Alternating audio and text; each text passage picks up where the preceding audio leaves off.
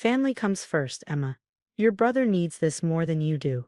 My mother's words felt like ice in my veins as I stood in our kitchen clutching my nearly empty bank statement. The college fund I'd built since I was 14, gone. All $48,000 of it transferred to my brother Kevin's account 3 days ago.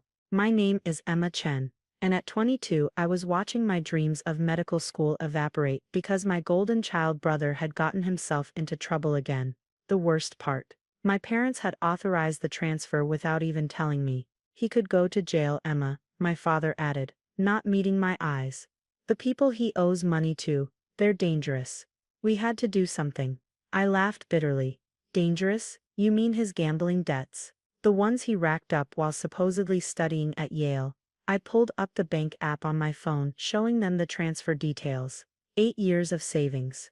Every birthday check, every summer job, every scholarship stipend, gone in one transaction. My mother reached for my hand, but I pulled away. Kevin made a mistake, but he's family. He promised to pay it back once he gets back on his feet. Just like he promised to pay back the car they bought him last year, or the rent for his luxury apartment, or the business loan for his failed startup. Kevin was 25, hadn't finished college, and had never held a job for more than 3 months. But in my parents' eyes, he could do no wrong. I start medical school in 4 months. I said, my voice shaking. That money was my living expenses. My books, my. You can take out loans, my father interrupted. You're good with money. Kevin isn't built for that kind of stress. Not built for stress. The words echoed in my head as I remembered all the nights I'd worked double shifts at the campus coffee shop while maintaining my 4.0 GPA. All the weekends I'd spent tutoring instead of partying. All because I was good with money and responsible. My phone buzzed, a text from Kevin. Thanks for the help, sis. Promise I'll make it up to you. Dinner's on me when I'm back in town. I showed the text to my parents. Did you tell him you took my money, or did you let him think I offered? Their silence was answer enough. That evening, I drove to the local branch of Pioneer Bank, determined to at least close my account. I couldn't trust my parents not to pull this again. Couldn't risk them accessing any future savings. Mrs. Martinez, the bank manager who'd known me since I opened my first account, took one look at my face and ushered me into her office. Emma, honey, are you okay? I tried to call you when I saw the transfer, but it was already processed. I blinked back, tears. You tried to call me, she nodded, pulling up something on her computer. There were irregularities in the transaction, things that didn't add up. She turned the screen toward me. Your parents had joint access because you opened the account as a minor, but look at this. The document she showed me made my blood run cold. It wasn't just my college fund they'd transferred. There were smaller transfers too, going back months. 20 here, 50 there, always under the reporting threshold. That's not all, Mrs. Martinez said quietly. The account they transferred your money to. It's not your brother's. It's registered to a private LLC in the Cayman Islands. My hands started shaking. What are you saying? She leaned forward, her voice dropping to a whisper. Emma, I've been doing this job for 20 years. I know money laundering when I see it. Your brother's gambling debts might be real, but that's not where your money went. I felt the room spin slightly. Then where? I think Mrs. Martinez said, sliding a business card across her desk. You need to talk to my friend at the FBI's Financial Crimes Unit. Something much bigger is going on here, and you might be the key to uncovering it all. I stared at the card, my mind racing. My perfect family, my successful father, my devoted mother, what were they really involved in? And how many other family emergencies had been covers for something darker? What should I do? I asked, my voice barely audible. Mrs. Martinez's expression was grim. Go home, act normal, don't let them know you know anything. I'm going to help you set up a new account at a different bank, one they can't access. And then, she tapped the FBI agent's card. You're going to make a very important phone call. As I drove home that night, my father called. Emma, honey, we're having a family dinner tomorrow. Kevin's coming home. He wants to thank you properly for your help. I swallowed hard, thinking of the FBI card in my purse. Of course, Dad, wouldn't miss it for anything. The next evening, I sat at our family's dining room table, watching my mother fuss over Kevin like he was still a child. He'd arrived an hour late, sporting a new designer watch and that familiar charming smile that had gotten him out of trouble his entire life. Emma, he embraced me with theatrical enthusiasm. My favorite sister. You're literally a lifesaver, you know that. I forced a smile, thinking about Mrs. Martinez's revelations. Right? The gambling debts. Something flickered in his eyes. Confusion, before he quickly recovered. Yeah, exactly.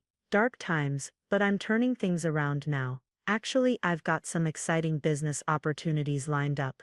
Of course he did. Kevin always had opportunities that somehow required other people's money. Mom brought out her special occasion lasagna, the one reserved for Kevin's sporadic visits home. Isn't this nice? She beamed. All of us together again.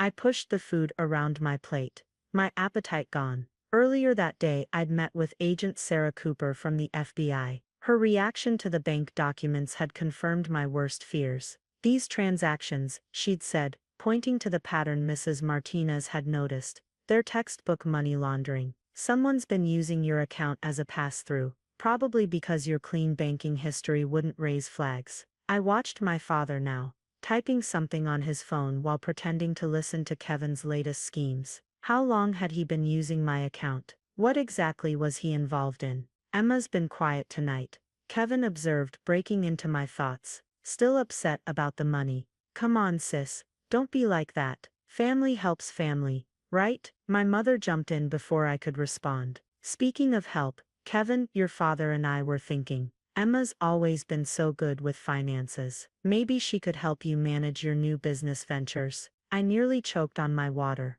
They wanted me involved in whatever they were doing. Actually, I said carefully, I should focus on medical school, my loans. I let the sentence hang. About that, my father interjected, finally putting down his phone. I've been talking to some investors. They might be willing to help with your tuition, in exchange for some consulting work. Investors. The word sent chills down my spine. Agent Cooper had warned me they might try something like this.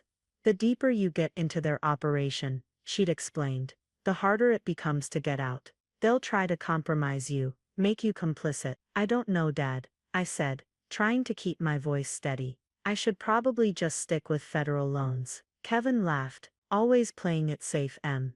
That's your problem. You never take risks. If they only knew about the recording device in my purse, currently capturing every word of this conversation. My father leaned forward, his voice dropping.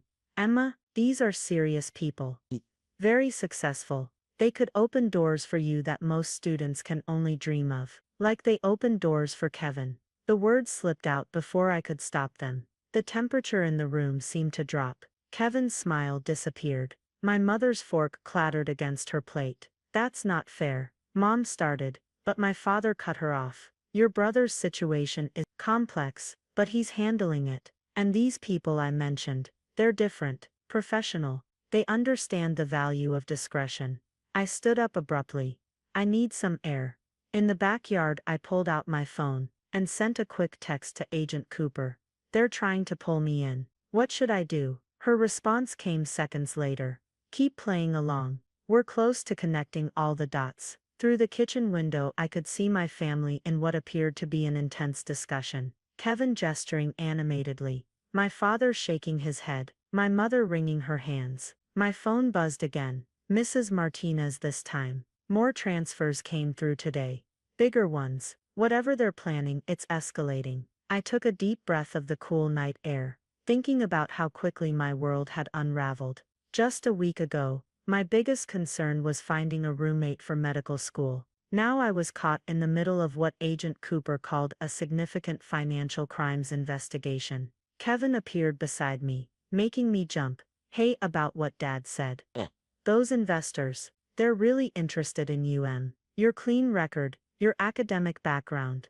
It's valuable. Valuable for what exactly? I asked, studying his face. He shrugged, but his eyes were serious. Let's just say there are ways to make money that don't involve working 60-hour weeks at a hospital. Ways that could make your student loans disappear overnight. I thought about my empty college fund, about the years of deception, about whatever business had required them to launder money through my account. I'll think about it, I said. Kevin grinned and hugged me. That's my sister. Trust me, you won't regret this. As I watched him walk back inside, Agent Cooper's words echoed in my mind. Remember, the deeper you go, the more evidence we can gather. But also, the more dangerous it becomes. The next morning, over breakfast, my father laid out their proposal. His voice was casual, as if he were discussing weekend plans, rather than what I now knew to be a criminal enterprise. It's simple, really, he explained, sliding a folder across the table.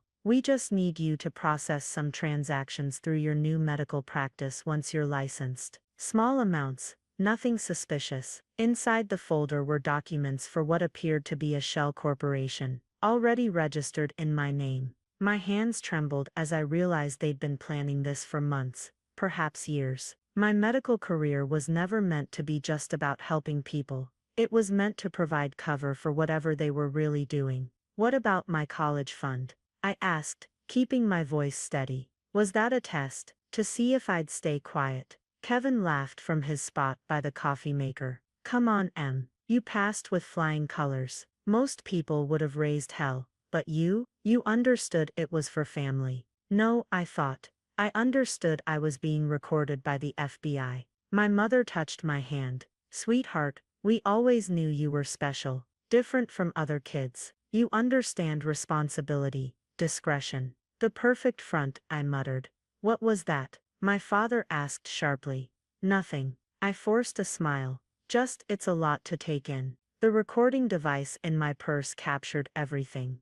Their detailed explanation of how they'd use my future medical practice to clean money. The connections they'd already established. The promises of wealth beyond my imagination. Every word dug them deeper into a hole they didn't even know they were standing in. My phone buzzed. Agent Cooper, we have enough. Signal when you're ready. I looked at my family. Really looked at them. My father, respected businessman by day, orchestrating this elaborate scheme. My mother, whose perfect housewife routine masked a calculating mind. And Kevin, who'd probably never gambled a day in his life, playing his role of the screw-up son, to distract from the real operation. What if I say no? I asked suddenly. The kitchen went silent.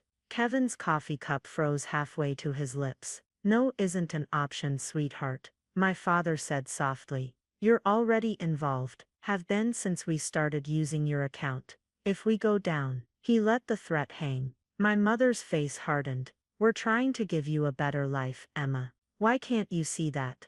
A better life. I stood up, anger finally breaking through. You stole my college fund, used my account without my knowledge, and now you're threatening me. Sit down, my father commanded. But I was done taking orders. I trusted you, I continued. All those years working part-time jobs, saving every penny, thinking you were proud of me for being responsible. But you were just waiting, weren't you? Waiting until you could use me. Kevin moved to block the doorway. You're being dramatic, Em. This is business. Family business. I pulled out my phone, watching their faces. No, this is fraud, money laundering, and probably a dozen other crimes I don't even know about. My father stood slowly. Think very carefully about your next move, Emma. I pressed send on the pre-written text to Agent Cooper. I already have, I said, just as the front door burst open. The next few minutes were chaos. FBI agents swarmed the house. My father tried to delete something on his phone but was too late. Kevin made a break for the back door but found more agents waiting. My mother just sat there, surprisingly calm, as if she'd always known this day would come. As Agent Cooper led my father away in handcuffs, he looked back at me. Why? He asked. And for the first time, I heard real emotion in his voice. We're your family. Family doesn't exploit each other, I replied. You taught me that, just not the way you intended. In the aftermath, Mrs. Martinez helped me set up new accounts under protected status. The FBI recovered most of my college fund, though it took months of forensic accounting to untangle all the transfers. Medical school started in the fall, funded by legitimate loans, and what remained of my savings. Sometimes I wonder if my classmates can see it on my face, the weight of sending your entire family to federal prison. But then I remember the alternative, the life they had planned for me, and I know I made the right choice. Kevin got 5 years for his role in the scheme. My parents got longer sentences, given their leadership roles. My mother still writes sometimes, saying she forgives me, as if I'm the one who needs forgiveness. Last week, I received a letter from my father. Inside was a news clipping about my white coat ceremony, which the prison had allowed him to keep. On it he'd written 3 words. You were stronger. Maybe he finally understood. Being strong isn't about staying quiet or putting family first. It's about doing what's right, even when it breaks your heart. I keep that clipping in my desk drawer at medical school, not as a reminder of what I lost, but of what I gained: the truth about my family, and more importantly, the truth about myself. Sometimes the hardest choices are the ones that set us free.